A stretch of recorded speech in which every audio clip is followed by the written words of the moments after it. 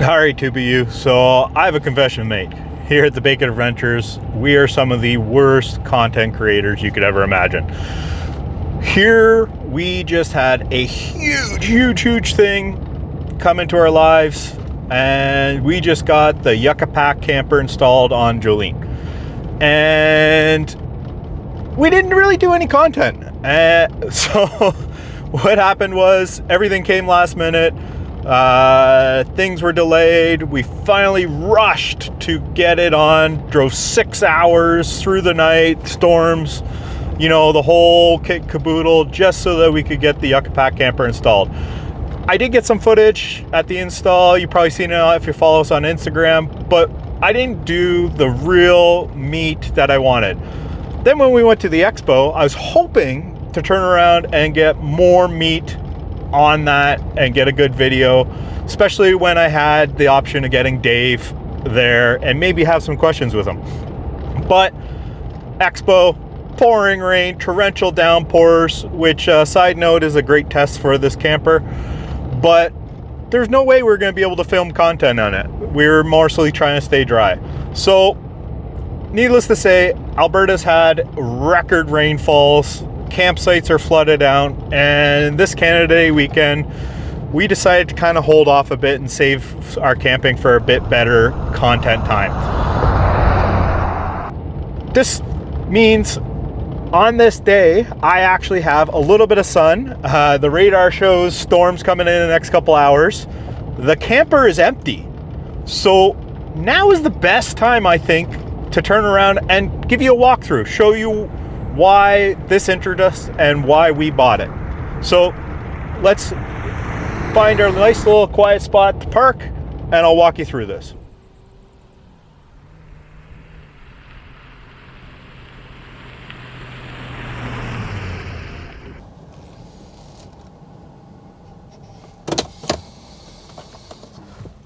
Okay guys, so some of you might recognize this spot from other videos like the fuel economy and things like that, but I rather like this nice little trestle location. And as long as there's no trains coming out, it's just you and me talking about this, the Yucca-Pac camper. 463 pounds, all aluminum. The Yucca-Pac Safari is what we chose to try and sleep our family of 6 in here because it allows the most customization. So let's unbutton this and show you how we do that, and then we'll go talking into it. Before we get into this, you know why I like this spot?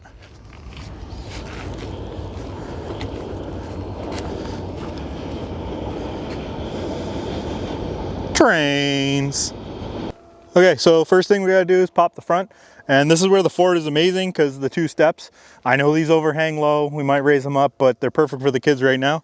So all we gotta do, come up here, unclip this one, then head to the other side and unclip this one, and then we move to the back. Okay, now the back, just as simple. I can even reach this, 6'2", come under here, open that, pop the clip, open that one, and then that's kind of free. So next we're going to turn around and open this. I kind of lied. There is some bikes back here. And then we can pop it open.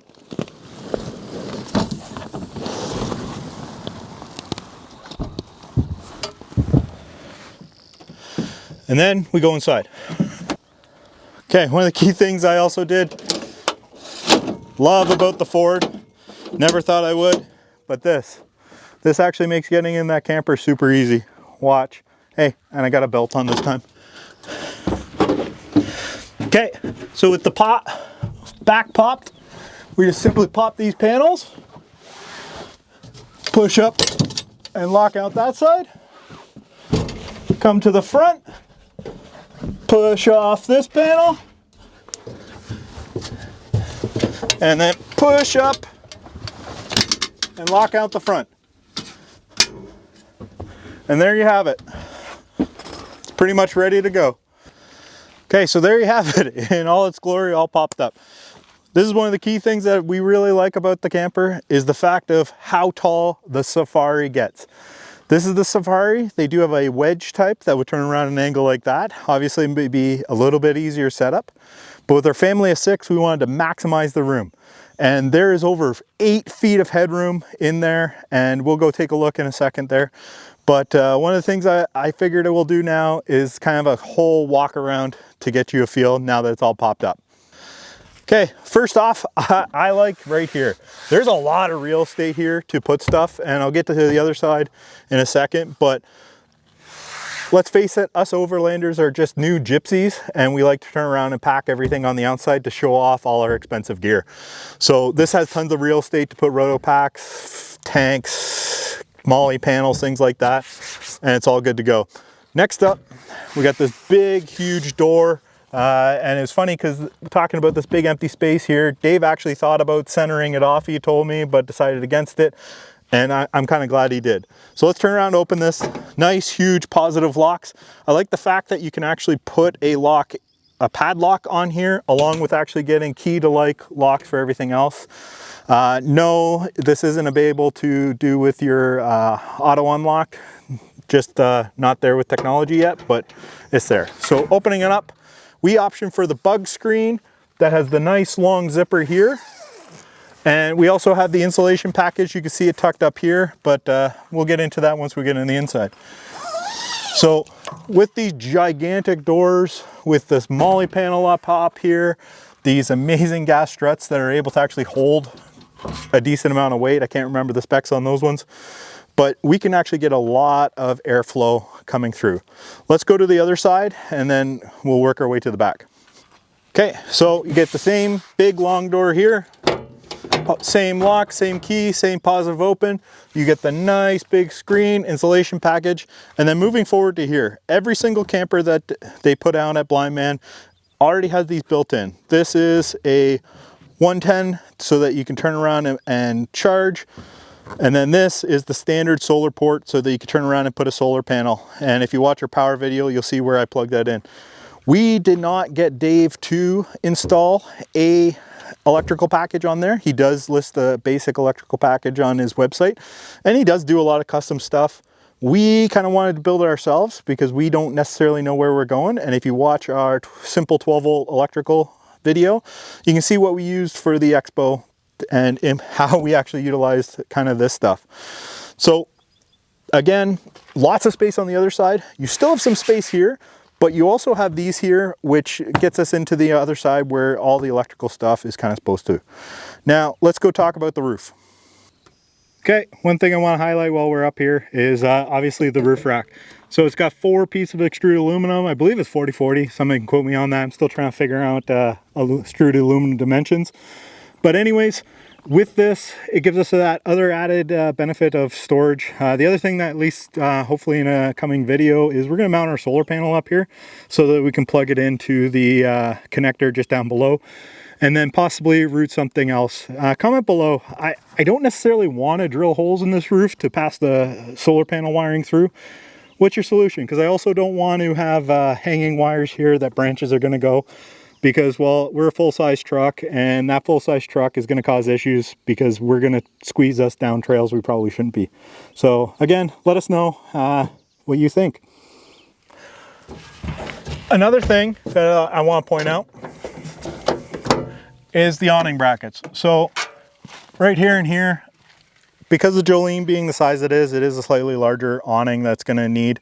But we definitely are going to be looking in the next couple days or months, depending on the price points, but we're going to want a 270 awning here so that we can come all the way around both sides and out the back to get us nice and protected covering. Because one of the things that we did notice at the Expo was how much rain, and having dry spot out the back. Our tarp was great, but it wasn't perfect. So having that 270 awning would be great, and having the brackets that match and work with the system is a good thing to have. All right, getting in here, you kind of get a good feel of it. I'm again 6'2". One of the cool things that Dave did on this camper, and I believe is the new generations, comment below Dave if you can confirm for me, but this is all open. So one of the things that used to happen before is there'd be a nice little sheet of aluminum here for added rigidity and support, and it'd come out to here and it'd be solid. You'd have kind of good firm spot to sit, but it would be kind of taking in your headroom. And for those super short boxes, you run into an issue with space. But he found a new way, and after adapting to the new designs, this is all open. So I have tons of room to turn around and walk around here, which is amazing when you're talking about a family of 6 and you're all crumped in here when it comes to pouring rain. Next up is the cubby. So right now we have the cubby in. We're still on a debate. I'll chime in on that later. But this cubby offers great storage, and that's why we really want it. You see 2 button out, feels like kind of leathery material, pleather maybe. And you have 2 nice big cubbies to turn around and store stuff in there. Next up, we already got stuff in here. You have the table, folds down. You got giant storage in here. You got set out areas in order to do your electrics, and just a ton of space in here. And this is why, like, one of the main reasons that we kind of want to keep the cubby is over here, you have a nice solid spot and it's protected. Like, I can turn around, I can put something in here, get easy access, but there's also panels here that already has the pre-hole, already has a panel that can remove where we could put our switch, our displays, things like that, and then our battery system. And when we're talking safety for the kids, like, that is a key thing, that it'll keep all the electronics hidden in there. This up here is a nice little space here, just to throw stuff. We threw our chairs, things like that up there, and they stayed put. I know Dave talked about people putting bedding, which I could definitely think you could do, but that's pretty much another storage option. And that's why, like, we're hard about trying to keep this. I'll touch right now on the key that we need to do is try and be able to fit 6 people sleeping in here. And it worked before. So we rolled out the sleeping bags on the bottom. 3 of us slept here, 3 of us slept up top, and one of the ones that slept up top was in a bassinet. It worked out perfect. When we talk about turnaround building, storage benches and things like that, we're going to raise up the height, and that's where this might come into an issue kind of deal. We can either put really short benches, we could turn around, remove this, have one giant bench turns into a bed. Most campers like that. Or I could turn around, do kid, and then me sleeping in the center, because my size 12 feet are going to have issues with that. But we'll cross that bridge when we get to it. Okay, moving up top here. Take a look at this. Again, 6'2". You got ample room to walk around, tons of room for activities. Plus, when you talk about the mattresses coming out to this rail here, there's going to be tons of room for kids. I know Justine was sitting up here. I actually haven't slept up here yet. Hopefully I'll get a chance to. But there's just tons of room to do what we need as a family, things like that. What ended up happening is we pulled those mattresses out for the one night that was pouring rain. We left this gap open, and then we had a diesel heater pumping heat in here. Take a look at our diesel video if you want to see how we set that up. All right, this thing actually seems to draw a lot of attention. I don't know if you heard in the background, a truck pulled in, and it was a French couple, and they're driving across Canada, French farmer. Hopefully you're watching this. Hopefully you liked and subscribed, because I'm doing a shout out to you guys. But anyways, they kind of looked this over. Great conversation I had, but they were pretty impressed that a family of 6 is going to be in here, and so are we. So getting back to it, a couple things I want to note is the panels here. Very simple to lock them up and keeps it rigid. In the high winds that we had at the expo, I was impressed. You barely knew that this was a soft-sided entity. Next, one of the cool features here is the hanging roof here, and we use this a lot for the drying rack kind of deal, and it was great. Kids were tons wet, and with the diesel heater paired with this, we were able to keep them nice and dry. Insulation, nice thick insulation. We got these big, huge windows. Then you also have the Blackout curtains coming with it, and I loved how dark this actually made it in here. I'm not going to close them all, but when you have kids, being able to get them to sleep in Alberta when it's the summertime and the lights don't go down till about 11 o'clock, then having a nice dark spot is really good. So this camper did exactly what we needed to do. Okay, one more thing I want to point out just before we head off in this is it does come with 12-volt light. Because we did an option for the electrical package, it is just pre-terminated at the corner here along with the third brake light. And if you have a Ford, that third brake light hookup is super simple because they have a pre-terminated end for those truck cap brake lights. So super easy thing to do.